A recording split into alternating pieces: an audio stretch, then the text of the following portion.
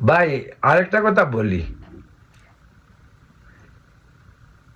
এই দিন চিরদিন নয়, কিন্তু কথায় বলে না, এক মাঘে শীত যায় না। ডাস্টবিন শফিক আর ডক্টর ইউনুস যত সুন্দর সুন্দর গীত গাক, শীত কিন্তু আবার আসবে। এই যে অন্যায় ভাবে আমাদেরকে, ইতিহাসকে মুছে ফেলার যে ষড়যন্ত্র চলছে, অনেকেই বলে জামাত। আপনারা বলুন, সরকার ধরা যাক জামাতই করতেছে, তা সরকার সেগুলিকে ইসে করে না কেন, ফাইন্ড আউট করে না কেন? সরকার তো উচিত ফাইন্ড আউট করা কে করতেছে। কারণ ব্লেম তো আমরা জামাতকে দিব না, আমরা বিএনপিকে দেব না। কারণ বিএনপি চাঁদাবাজি করে, আপনি ধরেন না কেন?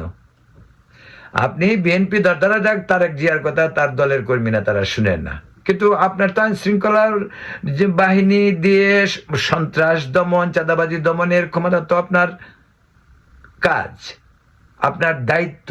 আপনার একটা হোম মিনিস্ট্রি বলে একটা মিনিস্ট্রি আছে, সেখানে একজন পাগল উপদেষ্টাও আছে। কাজটা কেন হচ্ছে না?